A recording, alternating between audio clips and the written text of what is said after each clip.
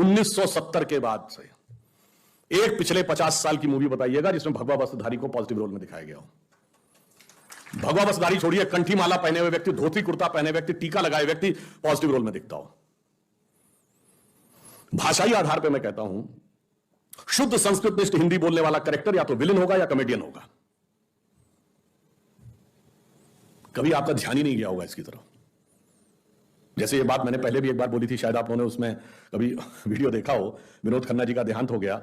बहुत पुरानी उनकी एक फिल्म थी ना, जिसका गाना था, प्रिय प्राणेश्वरी यदि आप हमें आदेश करें तो प्रेम का हम श्री गणेश करें। इसमें कौन सी हंसने वाली बात थी, मगर उसका पूरा चित्रण एक कॉमेडी के रूप में किया गया। शुद्ध हिंदी बोलना, संस्कृतनिष्ठ भाषा बोलना कॉमेडी का पात्र है। और इब्तिदाई इश्क में हम सारी रात जागे, अल्लाह जाने क्या होगा आगे, ये अच्छा गाना था। अगर हमें टफ इंग्लिश या टफ उर्दू के वर्ड आए तो हम इंफीरियरिटी कॉम्प्लेक्स में आ जाते हैं, हमें नहीं पता, हमें सीखना चाहिए। और जरा सी शुद्ध हिंदी बोल दी जाए तो हम उसके ऊपर चढ़ जाते हैं, क्यों भाई ऐसी शुद्ध हिंदी क्यों बोल रहे हो, साधारण बोलो, हिंदुस्तानी बोलो। ये सब हमारे दिमागों में भरा गया। और ये मैं आपसे कैसे बताना चाहता हूं, इसको कभी आप गौर करिएगा। 57 की मूवी है मदर इंडिया, उसका जो विलन है कन्हैया लाल, जो फिल्म में सुखी लाला बना है, वो जिस सीन पे नरगिस रेप अटेम्प्ट कर रहा है उससे पहले देवी जी की आरती कर रहा है। 1985 की मूवी है राम तेरी गंगा मैली, उसमें जब वो हीरोइन जाती है और बनारस के घाट पर एक पंडित जी से वो मांगती है मदद, तो उसको घर ले जाते हैं और उस पर रेप का अटेम्प्ट करते हैं और उसके बाद ओम नमः शिवाय बोलते हैं। 2010 की मूवी है दबंग, जिसका विलन है छेदी सिंह। वो जब चुलबुल पांडे को मारने का हुक्म देता है तो उससे पहले हनुमान जी की मूर्ति के सामने दंड बैठक कर रहा है। कभी आपने सोचा कि एजेंडा क्या था और कैसे हमारे सबकॉन्शियस माइंड में भरा जा रहा है और कैसे हमारे ऊपर इंपोज कर दिया जाता है। और भाषा से अंतर क्या पड़ता है, जैसे आप सब ने ये बात सुनी होगी, everything is fair in love and war, सुना है ना। और इसका जब अनुवाद करते हैं तो जंग और इश्क में सब कुछ जायज है। एक इंग्लिश है, एक उर्दू है। और किसी संस्कृत, हिंदी या भारतीय भाषा में आपने सुना है कि युद्ध और प्रेम में सब कुछ उचित है? कभी नहीं सुना होगा, क्योंकि हमारी संस्कृति में उचित नहीं है। युद्ध का एक धर्म है और प्रेम का एक समर्पण है। अगर आप ये कह देंगे जो कहते थे everything is fair in love and war, तो वहां आतंकवाद भी होने लगा, क्योंकि फिर वो भी जायज है। और जो कहते हैं कि लव में सब कुछ जायज है, तो फिर ऐसे भी फेंका जाने लगा। इसलिए जब आप भाषा छोड़ते हैं तो आप वो संस्कृति छोड़ते हैं और वो आपके मानस पर कैसा प्रभाव डालती है आपको पता ही नहीं लगता। इसीलिए मैं कहता हूं, फिल्मों में पहले उर्दू मिक्स हिंदी बोलता था कोई नायक, अब जो है इंग्लिश मिक्स हिंदी बोलने लगा। वो हमारे दिमागों पर क्या असर डालती है ये हमें समझ में नहीं आता है। इसलिए मैं कहता हूं कि चाहे विचार हो, भाषा हो, किसी भी प्रकार की चीज हो, जब आप उसको समझने का प्रयास करते हैं कि वो आपके दिमाग पर क्या असर डाल रही है, तब आपको समझ में आता है कि वो मेरे अवचेतन मस्तिष्क में कहां कितनी गहराई तक ले जा रही है। अब दूसरी बात ये देख लीजिए, किसी भी मतलब हर भाषा की वर्तनी में एक वैज्ञानिकता भी होती है। जैसे संस्कृत भाषा है, जैसे मैं पहले भी ये बात कहा था कि आप अंग्रेजी बोलते हुए किसी व्यक्ति को सुनिए, आंख बंद कर लीजिए, उसके बाद आप बता देंगे कि ये पंजाबी बोल रहा है, ये बिहारी बोल रहा है और ये तमिल बोल रहा है, क्योंकि भाषा के उच्चारण में इतना अंतर आ जाता है। और संस्कृत का श्लोक आप नहीं बता पाएंगे कि तिरुपति बालाजी में बोला जा रहा है कि वैष्णो देवी में बोला जा रहा है, क्योंकि उसकी वर्तनी इतनी शुद्ध है। और लैंग्वेज ऐसी कि कर्नाटक के एक कवि हुए वेंकटाधरी, जिन्होंने एक बहुत छोटा सा लघु काव्य लिखा जिसका नाम है राघव यादवीयम। लेफ्ट टू राइट पढ़िएगा तो राम की कथा है, और राइट टू लेफ्ट पढ़िएगा तो कृष्ण की कथा है। और इसीलिए जो मैंने कहा ना, कार्ल सेगन ने, फिर आ रहा हूं, जो वाइजर में लिख के भेजा है, जो भाषा उसमें संस्कृत को भी क्यों प्रयोग किया है, जानते समस्या क्या है? बाकी लैंग्वेजेस की जो व्याकरण है वो शब्द आधारित है। Ram goes to house is a correct sentence, house goes to Ram is a wrong sentence. पर संस्कृत का व्याकरण शब्द आधारित है। रामा गच्छति ग्रहे, ग्रहे गच्छति रामा, गच्छति रामा ग्रहे एक है। इसलिए समस्या क्या है कि कोई परग्रही सभ्यता को आप 3 वर्ड्स का चित्र तो बना देंगे, पर यह कैसे गारंटी है कि वो इधर से इधर पढ़ेगी या इधर से इधर पढ़ेगी? आप एरो भी बना देंगे तो वो एरो को समझेगी या नहीं, इसकी क्या गारंटी है? इसलिए वह भाषा होनी चाहिए जिसमें किसी भी प्रकार का बाइनरी कॉम्बिनेशन बनाए वो एक समान आए। और फिर मैं ज्यादा विस्तार में न जाते हुए यह कहना चाहूंगा कि ये सारी बातें विदेश में सीखी जा रही हैं और हमें भड़काया जा रहा है कि तुम अपने धर्म ग्रंथ मत पढ़ो, ये सब बैकवर्डनेस है, इसके अंदर सिर्फ झूठ, पाखंड, भेदभाव के अलावा कुछ नहीं है। और विदेश में क्या हो रहा है, कोलंबिया यूनिवर्सिटी में जाइए तो प्लास्टिक सर्जरी का जनक सुश्रुत को बाकायदा स्टैब्लिश किया गया, जाके वेबसाइट पे चेक कर लीजिएगा। और उसका सूत्रपात कहां से है? महाराष्ट्र की धरती से। सन 1794 में लंदन से एक मैगजीन निकलती है जिसका नाम है द जेंटलमैन। उसमें दो डॉक्टर हैं, टॉमस क्रूजो और जेम्स फिंडले। उन्होंने ये लिखा, एक पेपर पब्लिश किया कि सन 1793 में पुणे में उन्होंने देखा कि एक व्यक्ति जो टीपू सुल्तान की फौज में काम करता था, उसकी नाक काट दी गई थी और उसके मस्तक की खाल निकालकर नाक के ऊपर सेट करके नाक को दोबारा पुराने जैसा कर दिया गया। और करने वाले महत्वपूर्ण बात क्या है, कुम्हार जाति के लोग हैं, जिनको आज ओबीसी कहा जाता है। यह किसमें लिखा हुआ है? ये लंदन की द जेंटलमैन मैगजीन में दो अंग्रेज लिख रहे हैं, इसमें कोई भारतीय नहीं और संघी भाजपाई तो कोई नहीं है।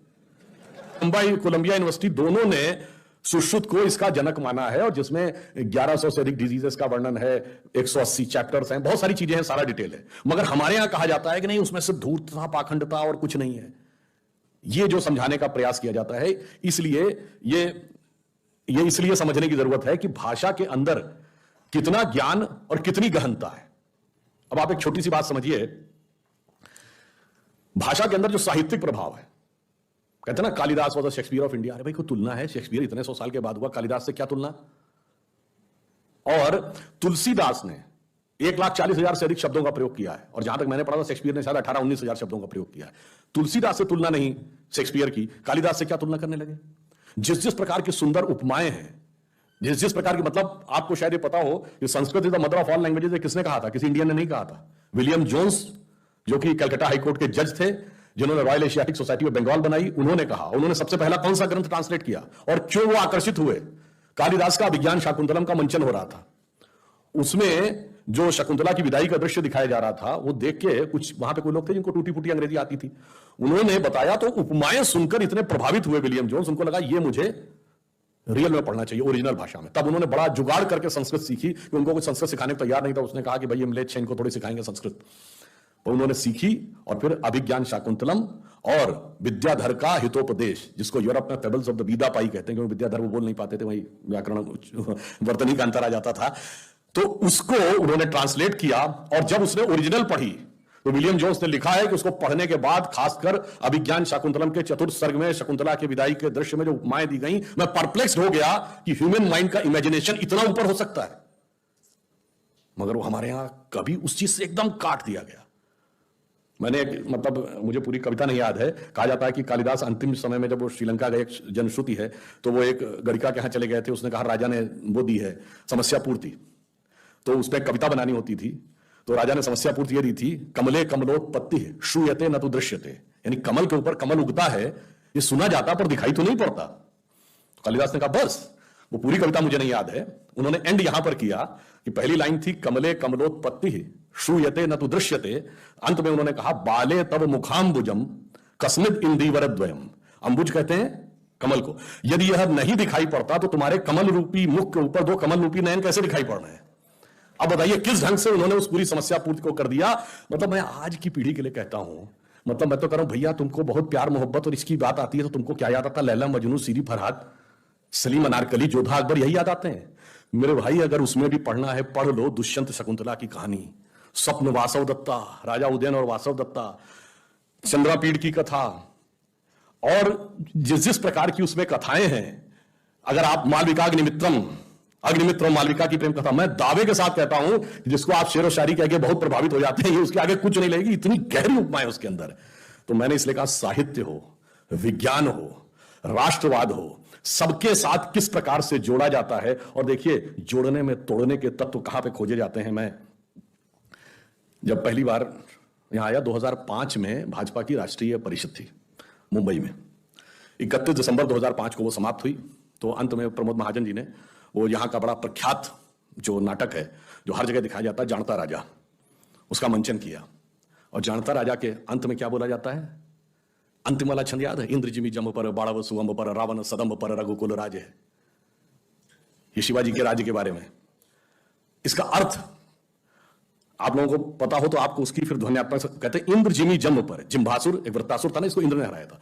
जैसे इंद्र वृत्तासुर पर, इंद्र जिमी जम पर, बाड़व सुअंब पर, बड़वानल कहते हैं समुद्र की आग, समुद्र की अग्नि के ऊपर समुद्र, रावण सदम्भ पर, अहंकारी रावण पर, रघुकुल राज है।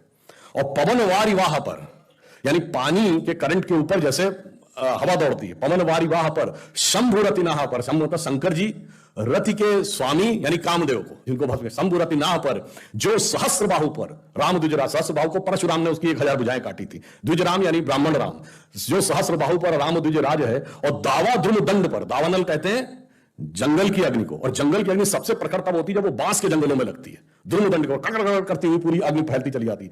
दावा ध्रुव दंड पर, भूषण बितुंड पर जैसे मृगराज है, जैसे हिरणों के झुंड के ऊपर सिंह है, और कान जिमी कंस पर, ये तो समझ में आ ही रहा होगा, तेज तम अंश पर, और त्यो मिलेच्छ वंश पर शेर शिवराज है।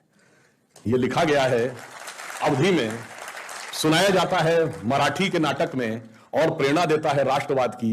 ये जोड़ने के तत्व थे, मगर इसके बाद उसमें तोड़ने के तत्व कैसे निकाले जा सकते हैं, आज सारा का सारा अभियान, षड्यंत्र इसी पे चल रहा है।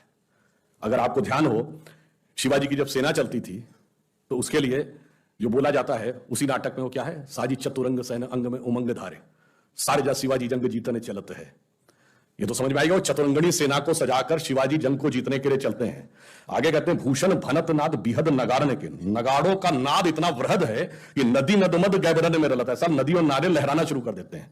और ऐल फैल खैल बैल खलक में गैल गैल, जब वो फैलती उनकी सेना निचले इलाकों में जाती है तो ऐसा गुबार उठता है कि गजन की पैल ठैल सैल उछलत है। गज मतलब हाथियों की पैर की धमक से ऐसा लगता है पर्वत उछलने लगते हैं, और उससे जो धूल निकलती है उससे लगता है सूर्य इस कदर ढक जाता है कि वो तारे जैसा दिखने लगता है।